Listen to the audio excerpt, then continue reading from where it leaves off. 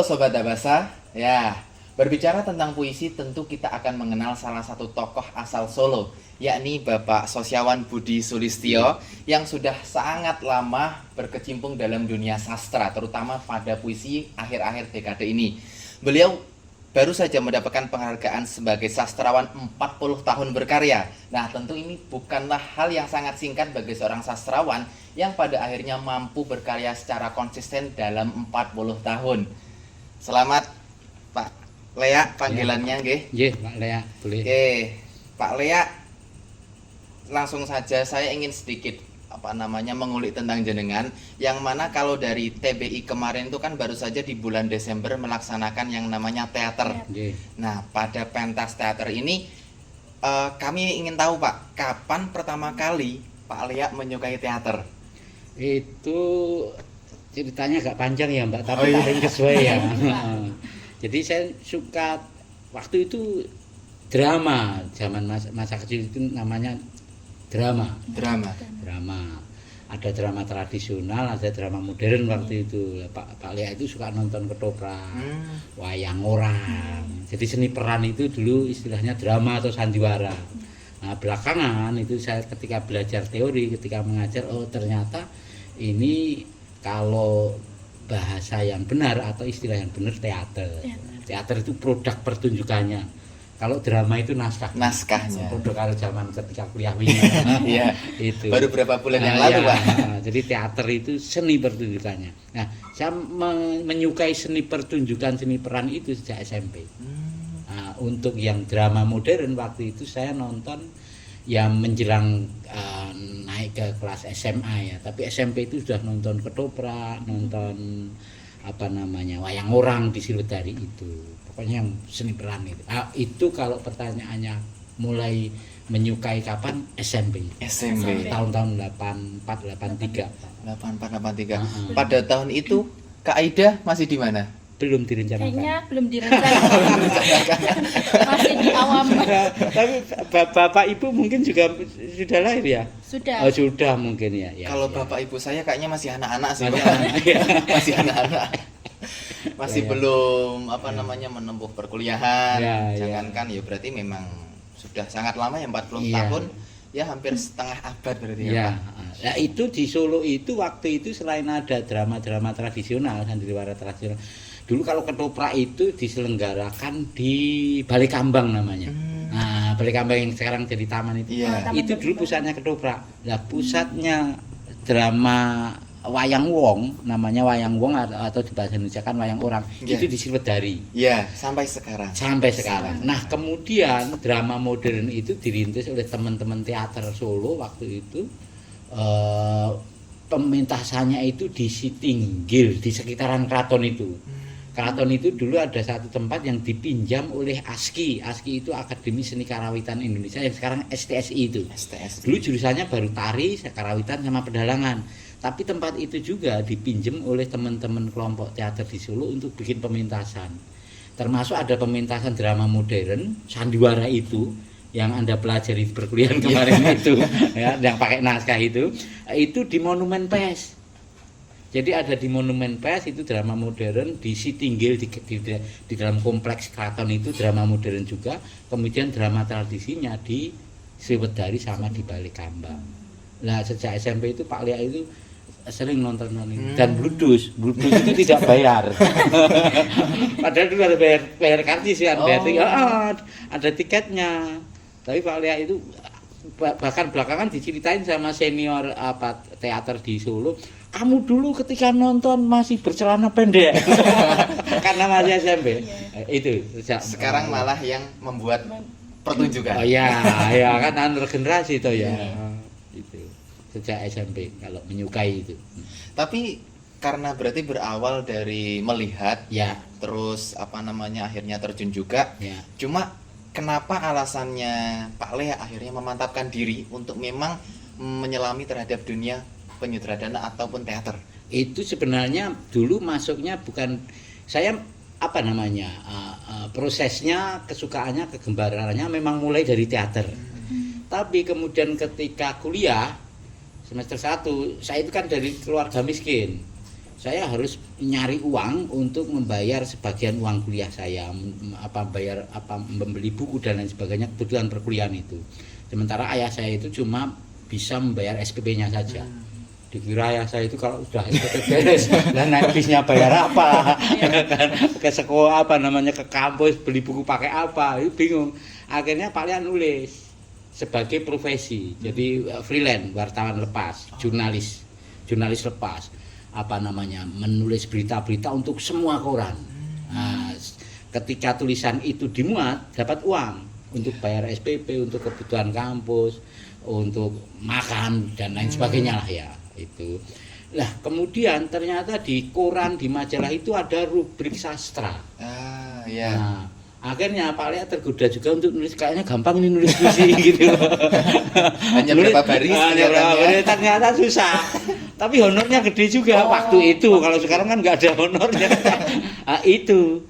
Jadi dari drama, seni peran, teater, kemudian nulis jurnalistik, karya jurnalistik, berita, isi, opini kadang-kadang, kemudian nulis puisi, nulis drama, karya sastra juga. Kemudian akhirnya justru hidup dari sastra dulu. Teaternya bagaimana? Teaternya jalan terus, tapi teater itu kan kerja komunal, kerja kolektif gitu loh. Iya. Kalau sastra itu kan kerja individual. Individu bisa. Jadi kalau saya mau lari ya lari sendiri. Lah tapi kalau teater nggak bisa. Ada yang mogok, ada yang masih tidur, nggak bisa sama-sama. Susah teater itu. Harus kompakan gitu kan. Akhirnya memang lebih lancar ke sastra sebagai individual, tapi teaternya jalan menjadi semacam narasumber workshop, menjadi dosen kontrak. Termasuk di kampusmu ini Pak Lia ini kan laki-laki yang dikontrak aja. Hanya mengajar di semester 5 ya Pak? Semester 5, tapi juga akhirnya ngajar ke tempat-tempat lain untuk mata kuliah drama. Termasuk di tempatmu penyutradaraan namanya. Di UNES itu namanya mata kuliahnya teater. Teater. Nah, yang satu teater, yang satu mata kuliahnya pementasan drama. Jadi ngajar 2 mata kuliah di sana tahun kemarin. Kemudian di UPGRIS ngajar juga di wilayah seni peran, basicnya teater. Judul nama mata kuliahnya drama sinema. Jadi drama yang dipentaskan kemudian dalam wujud sinematografi ya. Nah, itu akhirnya 2 profesi itu ulang-alik saya. Mana panggilan majikannya, bukan. Begitu diminta ngajar drama, diminta ngajar sastra. Kalau tidak, sastranya jalan terus karena individual kan ya. Jadi di samping mengajar di beberapa perguruan tinggi sebagai dosen kontrak, dosen tamu maupun dosen praktisi namanya. Kemendikbud itu sejak pandemi kemarin menterinya Pak Nadiem itu bikin program namanya praktisi mengajar. Praktisi mengajar itu mengumpulkan kaum profesional di bidang apapun termasuk di bidang drama dan sastra, diseleksi dan bisa mengajar di kampus-kampus dengan anggaran negara. Gajinya gede. Iya. Hitungannya itu per jam, lebih gede dari gaji di UIN. Tapi UIN saya suka karena selalu dapat ilmu dan dapat pengalaman baru. Akhirnya mengajar itu semua. Kalau di praktisi mengajar itu saya ngajarnya sastra, kadang-kadang drama, kadang-kadang kritik sastra, kadang-kadang ngajar puisi, macam-macam yang berkaitan dengan sastra dan teater, seni peran ya. Akhirnya kedua hal itu di samping menjadi ideologi juga menjadi faktor penopang ekonomi. Nah, berbicara tentang teater, Pak Lia apakah masih ingat kali pertama Pak Lia tampil menjadi aktor di sebuah teater? Mungkin kalau ingat bisa diceritakan, atau kalau tidak memang yang pertama, yang paling awal. Ingat. Karena itu bikin malu. Malunya kenapa? Sampai sekarang saya kalau ingat itu malu. Itu bisa diceritakan Pak? Itu karena begini, saya itu kan nggak bakat main sebenarnya, nggak bakat menjadi aktor. Tapi kata teman-teman itu, Lia ini pinter nganalisa ini, ngomongnya pinter, tapi main nggak baik. Dan memang betul, awalnya itu saya itu setting man, tukang membuat setting atau di balik layar ya, di balik layar semua. Di depan layar itu menjadi pemusik. Saya dulu juga bisa musik, sampai sekarang sih bisa ya gitar, apa bisa, ngedrum bisa, nyanyi juga bagus, tapi jangan di sini ya. Nanti kita nggak jadi podcast satu. Suara saya bagus, ya. Tapi itu semua saya tinggal. Melukis saya juga bisa. Ya, tapi semua itu saya tinggalkan.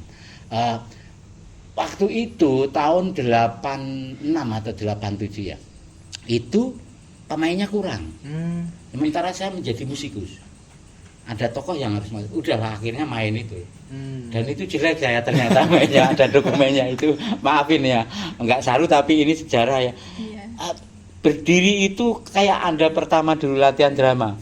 Ditonton orang itu bingung. Garuk-garuk pantat. Tanpa disadari. Karena kebiasaan, Pak. Karena dedek grogi itu. Jadi nyari kesibukan yang itu aneh gitu. Garuk-garuk bagian belakang kayak gini. Wah, bikin malu betul. Itu kebiasaan yang sampai sekarang pun orang-orang masih ada. Tapi akhirnya karena tuntutan saya akhirnya belajar bermain peran. Termasuk tuntutan untuk mengajar, saya kan harus tahu tentang keaktoran. Bagaimana disiplin keaktoran itu, metode keaktoran itu ada berapa banyak itu, termasuk yang saya ajarkan sekarang itu ada metode keaktoran realis, ada metode keaktoran karikatural. Yang realis itu yang seperti sehari-hari, yang karikatural itu diperbesar aktingnya kayak gitu. Kemudian ada aktor yang menjadi tokoh atau tokoh yang menjadi aktor. Aktor yang menjadi tokoh itu adalah leaknya hilang ketika dia berperan menjadi aktor namanya A. Sama sekali nggak ada leaknya. Tapi ada yang A-nya dimasukkan ke leak. A-nya ini cetakannya leak. Paham ya? Iya, paham. Ada metode keaktoran begitu. Oh, ternyata itu namanya metode Stanislavski. Metode Grotowski. Secara bahasa ilmiah. Ilmiahnya begitu. Saya harus belajar itu karena gue ngajar. Harus ada teorinya dan ternyata ada teori itu. Tapi itu dulu di mana Pak pertama kali? Apakah sudah di kampus atau masih Di luar kampus. Oh, di luar kampus. Di luar kampus. Begitu sukses sebagai pemain, sukses mulai awal menulis naskah, kemudian disutradarai oleh teman di Sanggar, di apa namanya, di kelompok teater profesional. Kemudian mulai membina menjadi pelatih teater kampus dan teater SMA. Teater kampus di UNS ini ada teater pertanian, teater FKIP, apalagi teater SMA Negeri 2. Iya. Teater MAN 1, Madrasah Aliyah Negeri yang cedak joglo apa sebelum joglo dari sini. Itu. Jadi akhirnya ngajar ekstrakurikuler, menjadi pelatih teater, termasuk menjadi sutradara teater.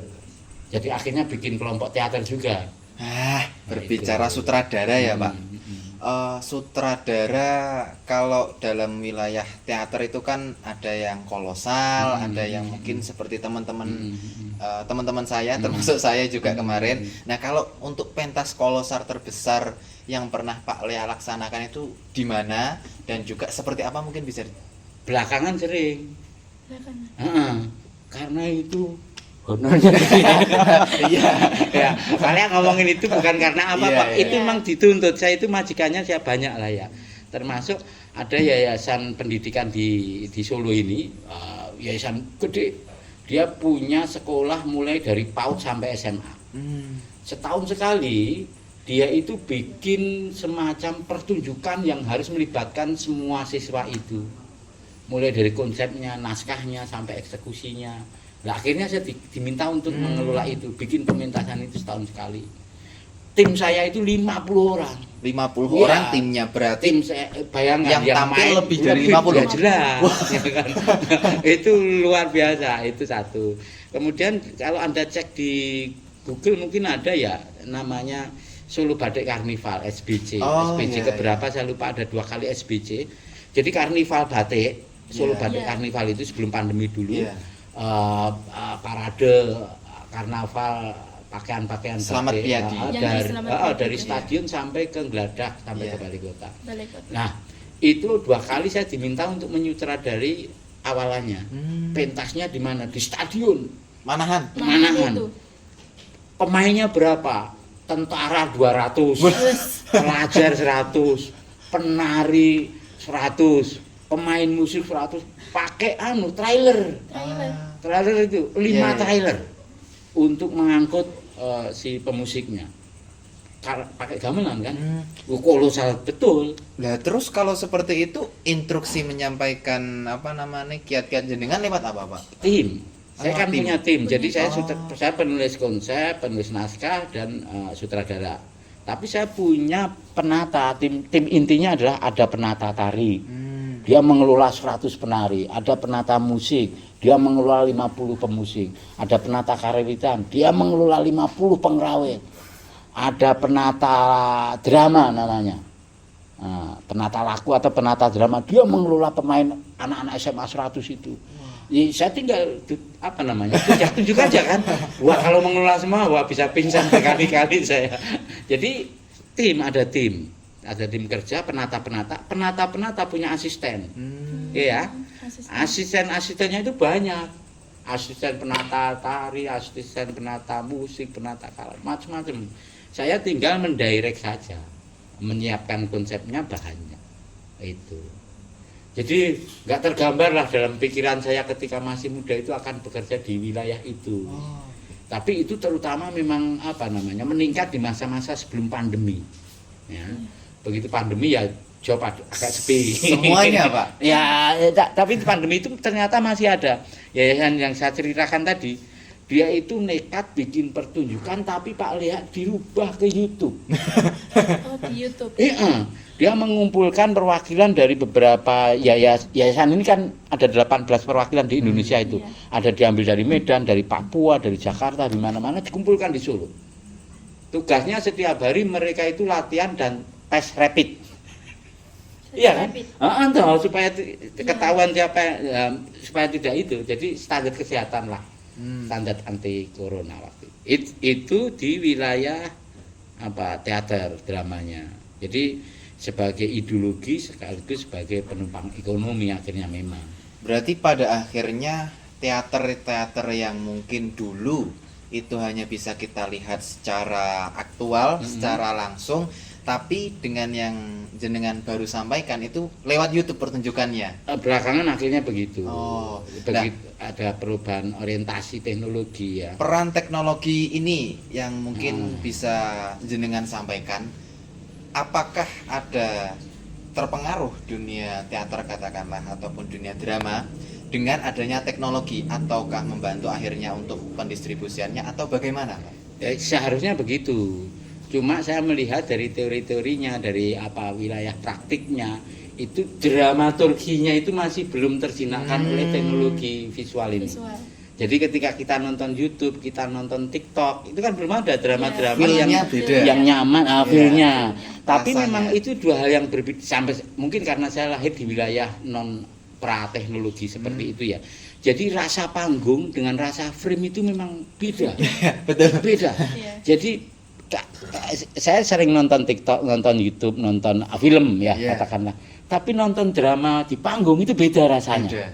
Anda mungkin nanti nonton itu juga akan ada rasa ketagihan, ya kan?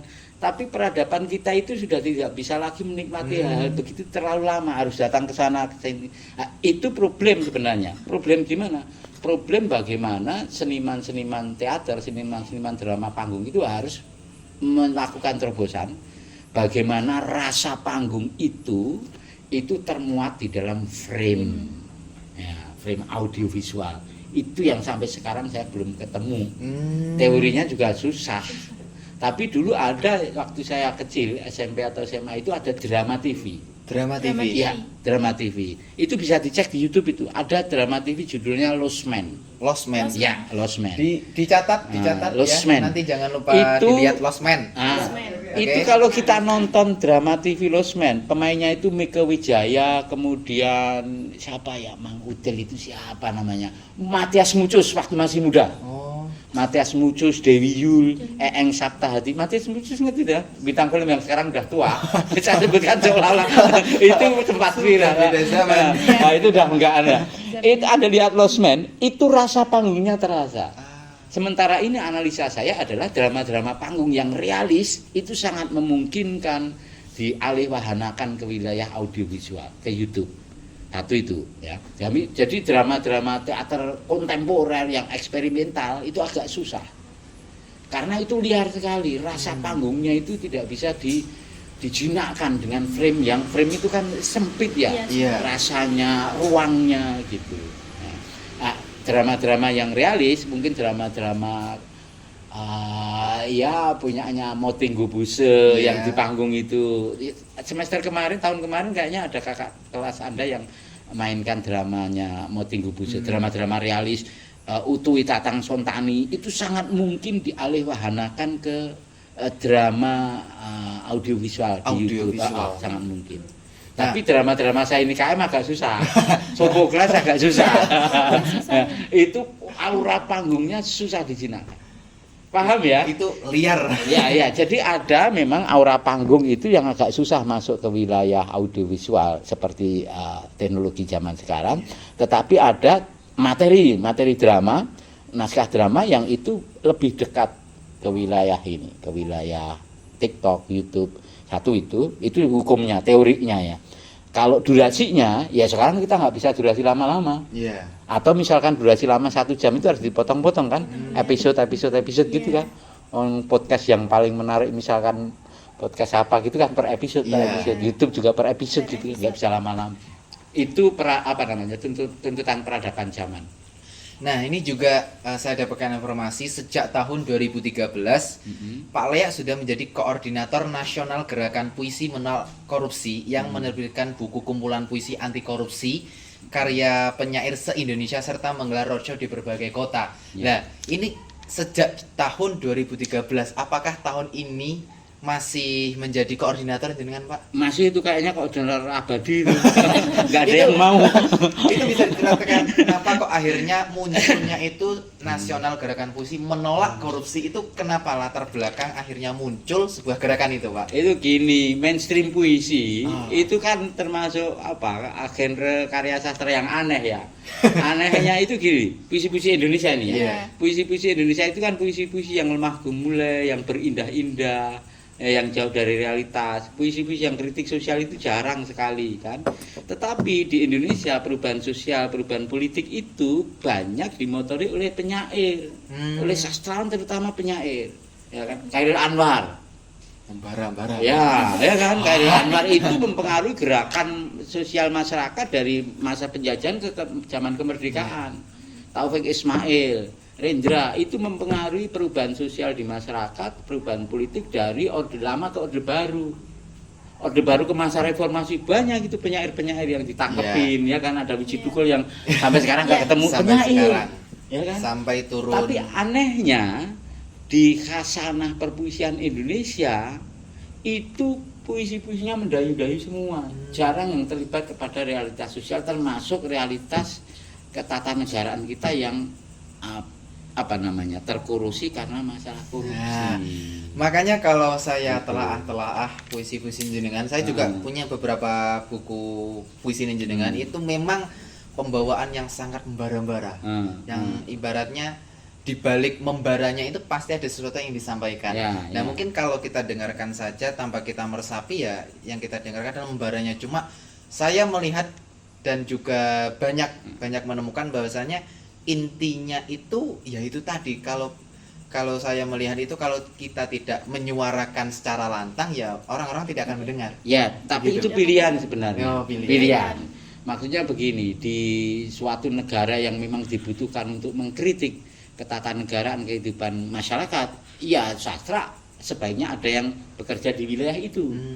Tapi di negara yang saya pernah bayangkan, nanti kalau di surga itu nggak ada puisi kritik sosial. Loh iya tuh ya, semuanya enak. Iya, nggak dibutuhkan. Puisi ketuhanan ada nggak ada. Demokrasi pun kayaknya udah nggak ada. Sudah selesai. Sudah Demokrasi sudah selesai. Yang dibutuhkan apa? Puisi-puisi kebosanan. Loh iya tuh, neng surga semua sudah indah, sudah mau ngapain kita? Atau puisi godaan supaya tidak mapan kan gitu. Jadi sama dengan ini guyonan tapi analoginya begitu. Jadi di Indonesia itu memang dibutuhkan di dalam situasi itu. Lah wong situasi kehidupan gini, gas melon langka, pagar laut, kok puisinya aku melihat wajahmu seperti rembulan, bersunting bunga di telinga. Tetangga itu kelaparan. Kok kita berindah-indah dengan gitu. Tapi itu pilihan sekali. Apakah puisi harus begitu? Tidak. Tidak tentunya. Nah, itu saya memang sepakat dengan misalnya Rendra. Rendra itu aku bertanya kepada penyair salon yang berbicara tentang bunga keindahan sementara kelaparan dan kemiskinan terjadi di sampingnya. Di samping kita, di sekeliling kita itu orang lapar, orang nggak punya kerja, miskin. Kita ngomongnya bunga, anggur, indah. Wah, ini nggak realistis ya. Ini tapi sekali lagi itu pilihan. Apakah puisi yang begitu nggak boleh? Boleh. Nah, kemunculan puisi menolak korupsi itu begitu. Harus ada puisi yang berbicara soal itu, gitu. Akhirnya karena yang sering nulis puisi kayak gitu, yang vokal kayak begitu, dan yang ini maaf ini pujian tapi bikin saya shock juga. Yang kredibilitas moralnya bagus itu Lea aja suruh koordinator gitu. Nggak pernah korupsi maksudnya. Saya mengaminkan juga Pak. Nggak pernah korupsi, paling nggak korupsi waktu kan nggak pernah. Karena yang kita punya cuma waktu itu. Iya. Itu. Dan mungkin juga tidak dipidana kalau masih ya Pak. Akhirnya saya diminta untuk jadi koordinator nasional sampai sekarang. Dan itu programnya adalah menerbitkan buku dibiayai oleh penyair-penyair itu. Buku indie dijual, kemudian keliling kemana-mana. Sudah ke 60 tempat sekarang di seluruh Indonesia kecuali Papua. Belum ada yang berani menyelenggarakan di sana. Sampai saya juga takut ketembak OPM. Saya kira karena bermain drama udah nggak takut ditembak. Oh iya takut lah ya. Kalau drama kan darahnya nggak betulan. Gitu. Oke. Jadi itu ya. Jadi puisi menolak korupsi itu menariknya karena situasi ketatanegaraan kita harus ada kalangan kesastraan penyair yang membidik wilayah itu menyadarkan itu ya sebagai pilihan. Kemudian programnya adalah menerbitkan buku, kemudian melakukan roadshow namanya. Roadshow itu kampanye sebenarnya. Kampanyenya bentuk apa? Bentuknya diskusi buku, kemudian pementasan puisi itu, pementasan tari berkaitan semua dengan anti korupsi. Jadi ada yang lucu-lucu itu sekarang namanya stand up comedy. Stand up comedy anti korupsi. Ceritanya tentang anti korupsi, tari anti korupsi. Ada drama, pentas drama tentang anti korupsi. Ada sulap anti korupsi. Itu di 60 kota itu macam-macam formatnya. Dan mandiri yang menyelenggarakan teman-teman penyair yang tergabung di situ. Kasihan sekali ya. Sudah harus nulis, mereka iuran, mereka menyelenggarakan. Uangnya dari mana? Uang masing-masing. Urunan patungan. Ya, patungan. Tapi setiap kali pemilu itu didekati partai-partai.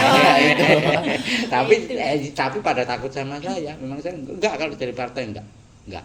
Tapi kalau dari pemerintah, dari dana-dana yang sah, yang tidak korup itu kita kerjasama karena ternyata ada teman-teman penyair itu mereka juga jurnalis, ada teman penyair yang juga anggota DPR jadi mereka mensosialisasikan kepada teman-temannya, ada yang kenal sama bupati difasilitasi kayak gitu tapi dengan dana-dana yang halal itu. Jadi akhirnya gerakan itu berjalan sampai sekarang penerbitan ke-9 bukunya. Kemarin saya kirimi buku itu juga. Iya. Judulnya adalah Mencari Presiden Anti Korupsi.